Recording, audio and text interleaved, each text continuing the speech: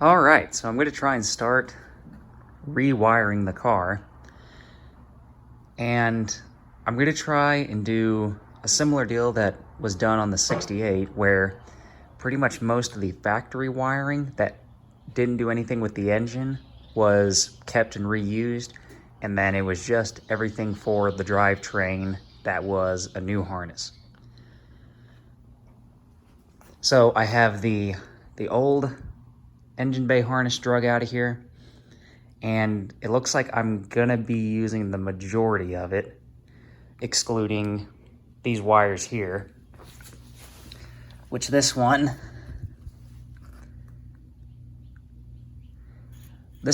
ran over here.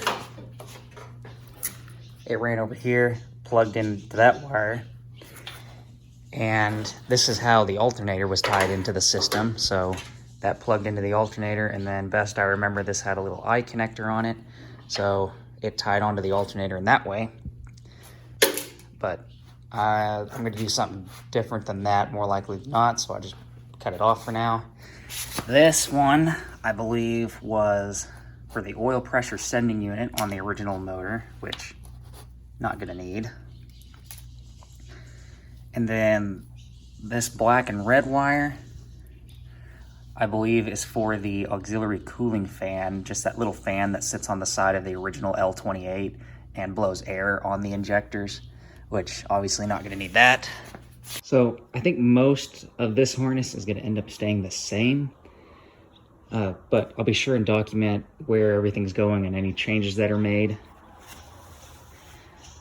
So, like, I think this is what comes from the ignition key for the starter solenoid. Not entirely sure of that, and I think that's the reverse light switch. But I'm going to try and just keep this harness as intact as possible. Clearly I got some repairs to make though, because I want a lot of the original cool features of the car to work if I could save them. Like the little pre-flight check thing that pops up in the middle of the gauge cluster that checks all your lights and coolant temp and washer fluid and all that stuff. I want to try and save that just because I think it's really cool. And it relies on stuff like this bulb check relay here, which is this blue wire that wires off, and then this blue wire that wires off, and they run to different lights. So there's a lot going on here. There's way more going on here than I really realized. And if you do not have the factory service manual, I highly recommend finding it, because it has pretty much all the information that the designers who made the car could provide. So all kinds of good stuff. This is just 2 pages that I printed off for the sake of not having the computer out here. And if anyone needs this document, either leave a comment, or in the about section for the channel, there's an email address. You can email me and I will send back the PDF. Just because really anybody who has one of these cars, I think, should have that document, because it's been immensely helpful to me. But one thing I am going to do is, I don't know if this is factory or not, because it seems pretty hokey to me, but this is the main power wire into the car, and this is also the wire where the alternator feeds current through to charge the battery, because this is the positive battery cable. You can see this was split, frayed, and then this white cable was pushed through, bent over, and then the whole thing was wrapped in tape. That was how the entire electrical system of this car was hinged on that connection. Don't know if that's factory or not, but I'm going to do something different because I really don't like that. All right, I'm making a little bit of progress here, so I'm going to go ahead and go over some of the parts that I'm installing. So I want to replace the original relay box, because it looks like, just from brief Googling, these relays are some weird Nissan proprietary thing, and I couldn't find anyone who made them new. So this is what it's going to get replaced with. This one over here is going to run pretty much all the engine stuff. I'll go over that later. So I'll have one of these right there too. And so this is just a universal relay box. Just Google relay box or universal relay box, and it's going to be like this one and one other style that really comes up for sale everywhere as far as eBay, Amazon, and all these other places. The only thing I don't like about it is, so it has 5 of these regular, I'm just going to call them the Bosch style relays. It has 5 of these Bosch style ones, but then it has this one weird oddball one. And the paperwork with this box said that this is like a RTT 7121. And if you Google that, it's difficult to come up with something that is just readily available in a store, because the whole deal with replacing these is I don't want to deal with the problem of those where if it breaks, I have to order it and the car's down for a week or 2. The whole idea of replacing these is if it breaks, I want to be able to stroll into a store and have a chance of them having one in stock. So searching that RTT part number, could not find much. So I just started Googling around, and I found an Amazon listing for an RTT 7121, and it said that it was a replacement for a Toyota something or the other. And that is how I found this guy. So this, if I remember right, this 90987-02006, I believe that's a Toyota part number. So if you Google that, that should get you this relay as a Toyota brand. This one is obviously not a Toyota brand. It has that part number on there though. This one is a import direct. So I got this through O'Reilly's. They had a few of them in stock. So searching by that part number, you can actually find something. So I guess just briefly going over let's start with this other one. A little relay diagrams. So this is for the original relay box. That little guy over there. So this is how it's set up.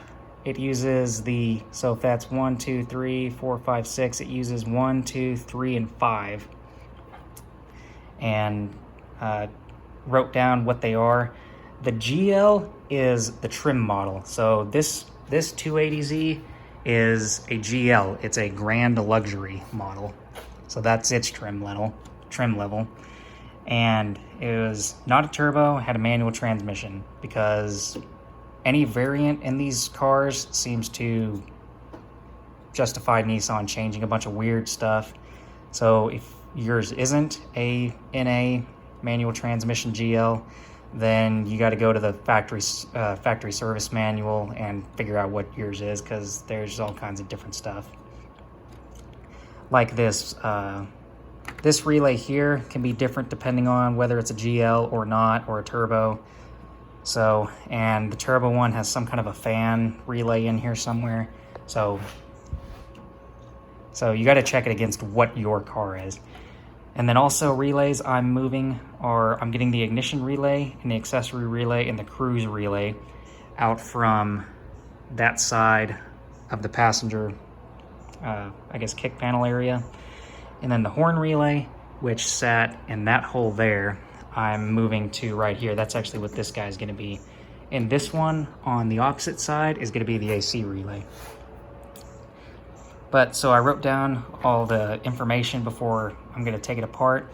So COM, that's, best I can tell, that's your 12 volt hot all the time coming in.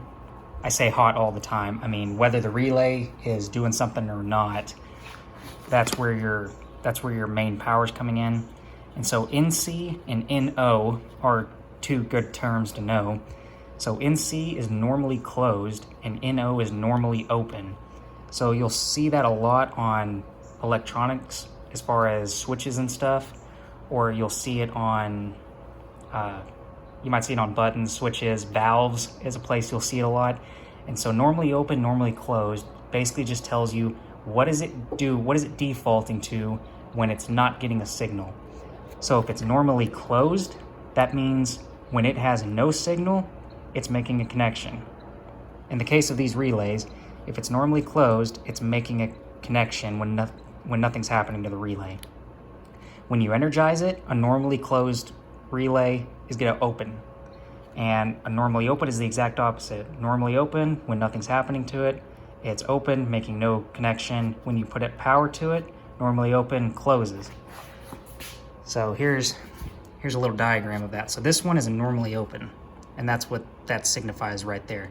So when you put power across 85 and 86, it energizes the magnetic coil and pulls this switch down and connects 30 to 87. So that is a normally open relay. So you'll notice, I don't have one sitting up here, but this middle pin on these relays, that's the normally closed pin. So if it's a 5 pin, it potentially has the option of having a normally closed. And in the case of these, if it has a middle pin, then that's your normally closed. And like the dimmer relay uses it. And I think it's the only one. Yeah, the dimmer relay is the only one that uses a normally closed pin. So there is that information. Okay, just wanted to show this real quick because when I put this together, I don't know, 4 years ago at this point, I found that I didn't solder 2 of the power wires good because they pulled out of their little fuse end while I was screwing around with it here. So I wanted to show how exactly I was getting these things out of here. So this one you can see doesn't have the end in it. And so that tab on the left is what holds the piece of metal in, which is sitting somewhere around here. There it is. And so that plastic tab clips into that hole right there. And that's what holds that in while you push the fuse in and keeps the wire from pulling out.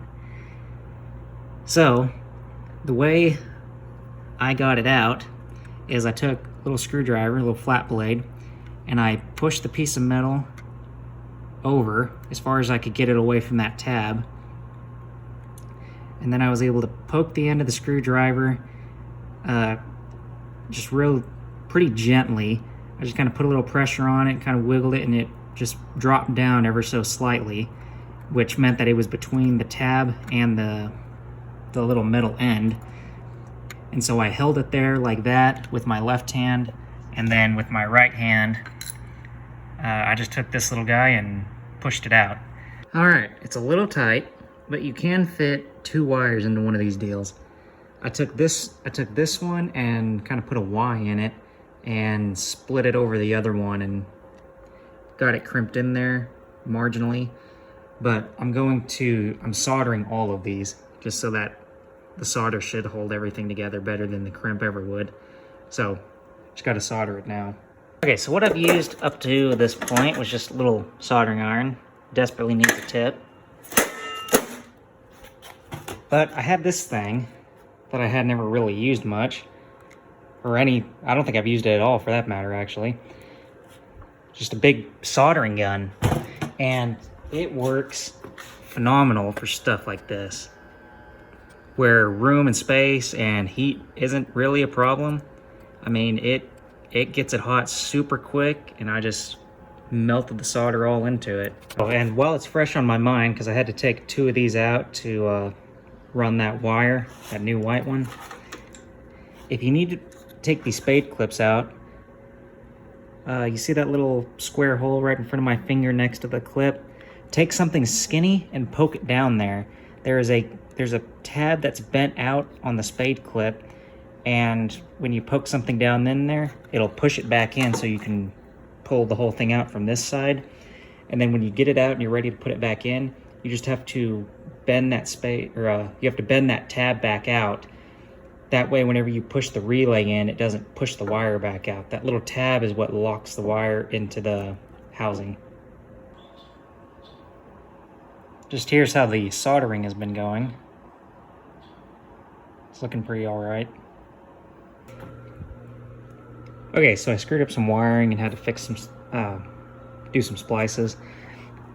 But if you have to take one of these pins out of one of these plastic connectors, it has a little clip in there, or part of this plastic piece that comes down and it catches the metal. And so far, the only way I've really found to get it out is you stick something down in there on the outside of the metal pin to where it'll catch that piece of plastic and push it out of the way. And then that lets you pull the pin out. Fuel pump relay sits right there. Green wire runs to the pump. White and black wire is power in. Black wire is ground for the relay. Blue and red is what energizes the relay. Okay, still on the fuel pump relay. So this black wire, I'm assuming is a ground. It looks like it runs into this thicker ground wire right there, as a matter of fact. And for some reason, it runs all the way to the back of the car and grounds just under the trunk latch. I'm sure they have the reason for that. I don't know what it is though, but have it hooked into that ground wire.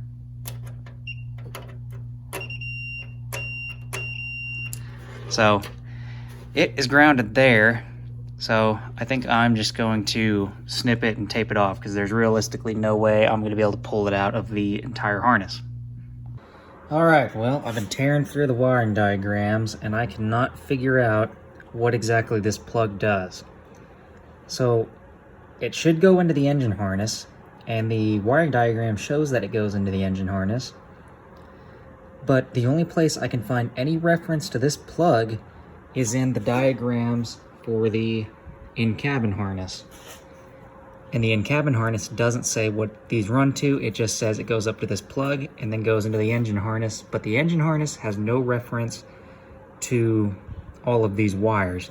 It says this green one goes from engine harness to the to the fuel pump wiring, which I already know that because it's that other green wire there that's wiring off. And this blue one here with the red stripe also runs to the fuel pump relay. It's that guy right there. But then this black and white and this yellow one, it doesn't tell me where they go. This yellow one looked like it might have been something that ran to the starter, but I have that wire down there that I'm pretty confident runs to the starter. So I don't know what these go to. I spent way too much time trying to figure it out. So I'm pretty confident that the reason the fuel pump relay wire, this green wire runs in here, is I suspect that was power for the fuel injectors maybe. And this blue wire, I suspect, is for whatever the inhibiting device was that shuts the fuel pump off in the event of a wreck. So basically, either oil pressure or the alternator not charging, something, one of those two I think would trip this guy and shut the fuel pump off. All right, I think I figured this out a little bit. Because it was 2018, so I think 4 years ago when I really was messing with this car last as far as wiring goes. And looking at this drawing, there should have been another relay in that little pocket right there, but all I had in there was the horn relay, and I vaguely remember this other one being in there, and that was the EFI relay. So that other green wire, this guy, so one end went to the fuel pump relay, and then I believe the other end went to this EFI relay, I think is how it went. So that would make sense because you would want both of those coming on at the same time. And best I can tell, this white and black wire that comes off of the fuel pump relay runs through the harness, and it comes to this wire here that got chewed up, which plugs into the lock cylinder. Okay, I changed my mind, decided I was going to pull those wires. So this is what was in the fusible link, and here is that one wire that was poked through the battery cable for reference. So these heavy gauge white wires are pretty much the bulk of the charging system and power into the car. So this was tied to the battery cable, so it brought power in through the grommet. So this would be into the car now, right there. And one of these wires comes off and goes into this part of the harness and runs across that way to something. And then the other one comes down here, Ys into 2 wires there, and then that's what powers the 2 bus bars in the fuse block. So that's how power is getting into the car. Haven't exactly figured out what these 2 wires do yet, but I had to pull this through because this was taped, so I can untape it and get these wires out of the way, which is going to totally remove the original fuel pump relay because I'm relocating that to the engine bay because that's how I had it wired up originally. And we'll keep working towards getting that wrapped up. Okay, so I decided to leave this wire intact and I just taped it all up. I left it in here just so it secures that wire. And what I've seen a lot in this car is they'll just crimp wires together just randomly in the harness. And I'm kind of worried that something may be on this wire and I don't want to have to tear this whole thing apart and then find a mess like that. So I'm just gonna fix this, leave this guy where it is, left myself a little note in case I need it in the future. In hindsight, didn't really need to snip that off, but already did it. And then down here, this new green wire ties into the old green wire for the fuel pump. So this is going to be my new fuel pump wire because I'm going to locate the fuel pump to a relay out in the engine bay.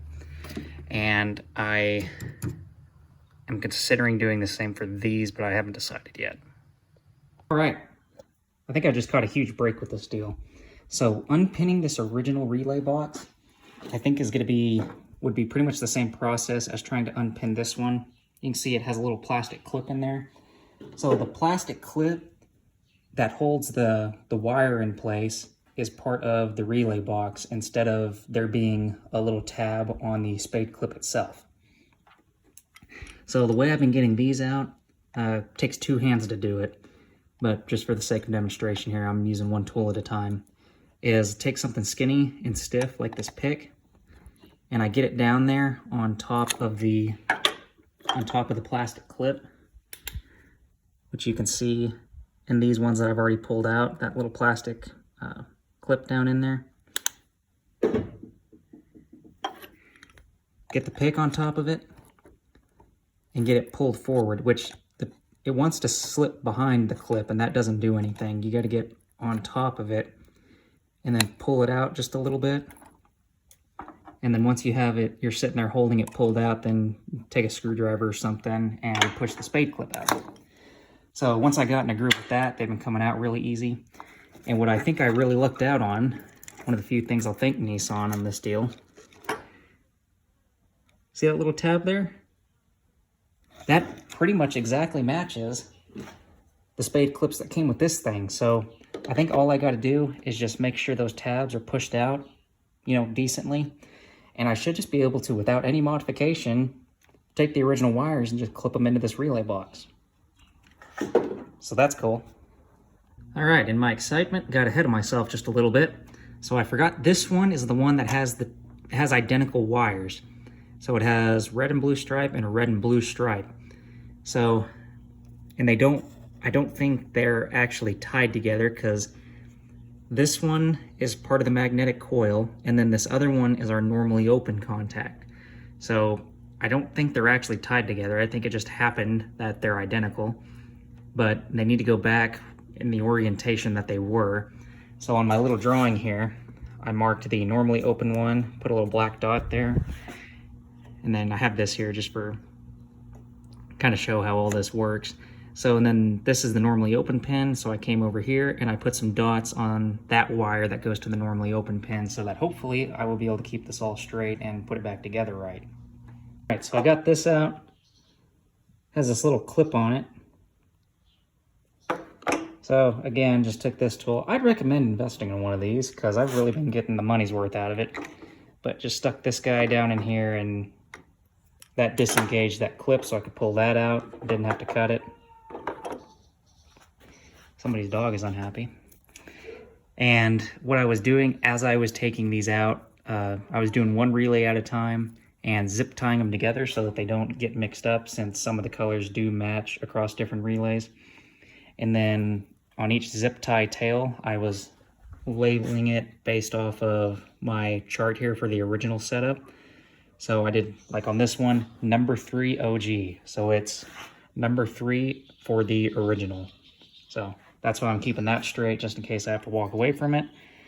But now all I gotta do, bend the little tabs out and start clipping them into the new one per my updated pinout diagram.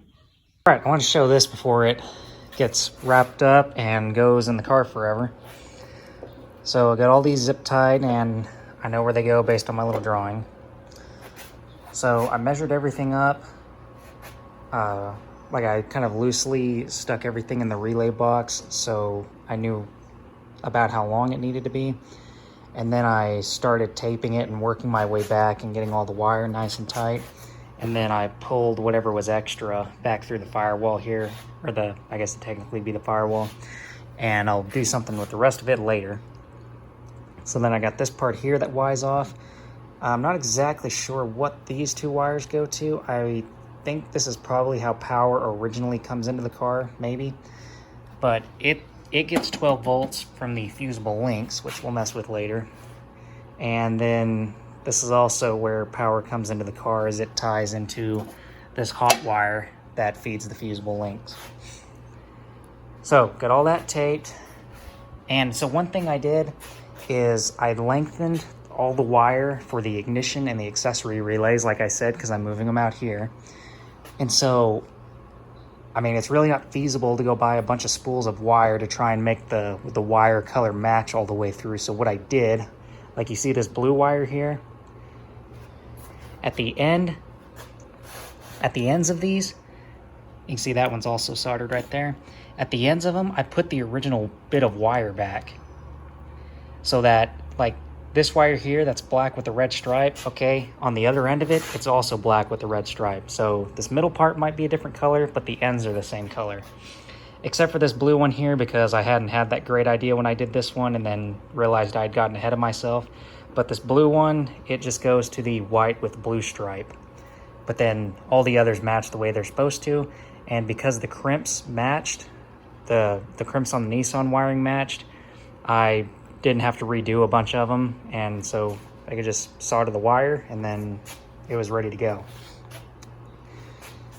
So I got it running in here. Got it running up to the grommet, which I taped back together, or taped all the wire to and taped it up because it was kind of tearing a little bit. And so I had these cool little heat shrink things. So these little guys here. There's the brand. We'll see how well they hold up. I really haven't used them long term on anything yet, but they're cool because they have a little bit of solder in there, and then the striped part is an adhesive. So you stick your wire together in there, melt the ends of it so that the adhesive grabs the wire insulation, and you just use the heat gun and really put some heat to it, and it'll eventually melt this solder in the middle and solder the wires together, and then you're done. So works really good on the smaller stuff. I tried using one of these blue ones on one of the bigger wires on the 10 gauge, and my heat gun just could not get it hot enough to work. So it really didn't work there, but on this little stuff, it worked out really good. And then all this stuff that has some decent amperage running through it, I did multiple layers of heat shrink on, just so in case it wears on something, it has that much more protection. Yeah, I might cut this middle part out here and then solder the two back together, and that way I can get rid of these two strands. But yeah, so I'm gonna put the little conduit stuff, some new conduit over this, and snake it all back through the fender. Oh, and I guess just one thing to hopefully avoid any confusion. So yes, I reused this plug here, but really it was just so I could reuse the wire. So I recycled as much of that white heavy gauge wire that originally ran to the alternator. I recycled as much of it as possible. So that's why that plug is still there, is that this white wire is the hot that runs to each of the relays. So it runs through into here, and then it splits off like it did originally. And so that's going to be the 12 volt power to either relay. And then from there, it'll have its little signal wires to transfer that to the striped wires. All right, so I'll get it all back in. Pin out of the new one. Got the ignition and the accessory relay in there. All the wires are in the correct orientation. Got everything kind of pre-bent here so that hopefully it snakes up into the inner fender area without any problems. And another thing that I'm pretty pleased with how it turned out is, so I think on both sides there's supposed to be a plastic thing that bolts in here and kind of helps the wire bend down that way and keeps it from rubbing on stuff. I looked everywhere, can't find it. I'm sure it'll turn up at some point during the build of this car, but anyways, what I did is I took a piece of this whatever little cheap irrigation hose you can get at any home improvement store, put a cut all the way down it, and then I started at one end and slipped it up around this lip so it'll further protect my wiring harness. And I think it looks pretty good. So this is all ready to finally get buttoned up. Just gotta bolt it back up. All right, I made a little bit more progress, and I think this is gonna wrap up this portion of the wiring project. So I got this fuse block completed, and the wires are run through the inner fender as well, so it looks all nice and clean, except for these wires here, because these are grounds that need to get grounded somewhere. And then I have like the AC condenser fan, because there wasn't a feasible way to tie in the AC input to the PWM radiator fan, which the whole deal about the fan will be an upcoming thing. And then of course I have the signal for the radiator fan down here, and then one of these is for the oil cooler fan. Or sorry, that was the signal for the oil cooler fan as well, because I was going to put a little oil cooler setup kind of like what the 68 has.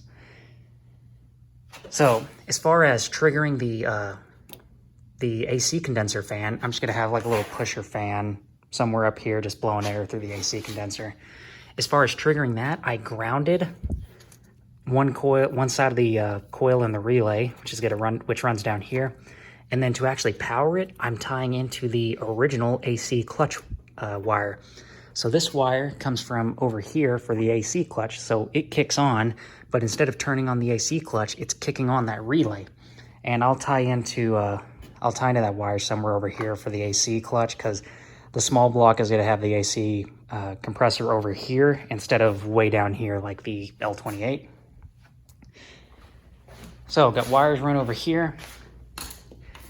Here's a bunch of computer stuff that's got to get, well, computer stuff, and then the white wire is the ignition wire for this fuse block.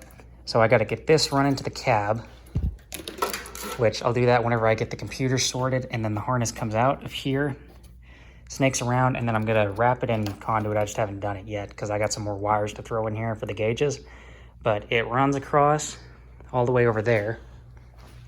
And what's coming out, anything coming out of the middle is going to be what goes and ties onto the engine somewhere. So my hope is to have just one nice little loom that comes off the back of the motor, runs down one side of the intake, and has the wires come off of it from there, because I think that would look neat. And then I also got the battery cables done. So these battery cables, it's a mix of a set from a GM full-size truck, or Tahoe, Suburban, whatever, all the same. And then a set from a, I guess it'd be a mid-sized, like an S10 pickup or Blazer, all from the 90s, pretty much all from the 90s. And so I got this guy. This I know came on the GMT 400 Tahoes and stuff like that. I would assume the pickups and whatnot too. This one I got off of a Blazer, so a 90s Blazer. And I think it was off of an earlier or a later one, sorry. I don't remember the year. But anyways, it was under the battery tray of the S10. It was just hanging out under there, so I grabbed that guy, the bracket and everything. And what it is its fuse. So this fuse isolates, I'm kind of using it as a bit of a junction block. So basically this is isolating everything in the car. And then this wire here, this is actually a fusible link. You see how it has this black thing here? This off-colored section is a fusible link, and this is going to be our output from the alternator. So it comes in, and this fuse isolates, I guess, the battery from everything else in the car, because power from the battery comes in on this post as well. So the alternator, if it puts out too much voltage or has something go wrong with it, or sorry, amperage, then it should burn up this fusible link here, which I'm going to leave uncovered so that it's obvious if it burns up. And then everything else in the car is to some degree protected by this gigantic fuse. But again, something catastrophically wrong would have to happen for that fuse to pop, but it's just convenient to use it as a junction block. So closes like that, looks nice, just painted it black. Bolted it in the factory holes for the cruise control. And then I kept the fusible links. So this plug here ran into the engine harness, and it's really not doing anything right now. It's just an extra place for power if I ever needed it. These are the two that run to that that black and white, or that white with the black stripe wire, and the red one. So they both go into the cabin. And then I got this piece of plastic back in place. So there's those wires. Here's that. This is that main power that runs over to that whole relay box. And so I just soldered all of the wires onto this one, and the big soldering gun kind of worked decent for that. I ended up just using a little propane torch. It worked a lot better.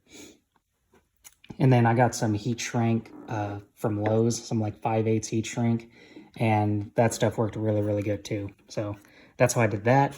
Obviously, this is the wrong battery for this. This is actually the battery that came with the car when I bought it. Somehow it still works at 10 or 11 years old now. But I'm going to do a regular GM side post battery, just because the other two cars that I have use the same battery. So I want this one to use it. And so making these battery cables was, I don't know, kind of an enjoyable deal. So I used the heavy gauge. These two black wires are the heavy gauge from the full size. And then these end pieces are from the S10, because the full size one wants you to use like two of these red whatever deals and bolt them together. And I couldn't find all the parts. You know, shockingly, of all the full-size ones out there, most of them were already missing the battery cables, or they had been so rotted in the sun they were unusable. So these are S10 ends, and it was actually really easy to uncrimp them. I just put them in a vise and then used a pair of pliers to gently, you know, bend the crimp back and forth, and then I got it open and pulled the wire out. For the starter wire, it was actually soldered together, so I had to put the little propane torch on it while I pulled on it to get it to come apart. But yeah, so I just ran the crimps through the drill press and hit them with the wire wheel and the drill, got them all cleaned up, crimped them together, soldered them. So it was a real enjoyable deal. I mean, I could have bought new ones, but I mean, it was really enjoyable making these. I had a good time. Little grounds over here to the battery tray, which is also where this grounding strap that I got from the wrecking yard goes. So this guy and this guy are going to ground onto the motor somewhere, and this one down here that has the eye for the starter on it, it's going to run to the starter solenoid. So that's how those are all run. I ran them all under the battery tray, so I think it looks pretty clean. So might do some, this obviously has got to get taped up and wrapped in conduit because it looks like a mess, and I might put some heat stuff around it because it'll probably get hot down there. And then I think the last thing is, so that little spade connector right there, that insulated one, that's for the fuel pump. And then that one that I salvaged from the Tahoe's old harness is for the horn relay.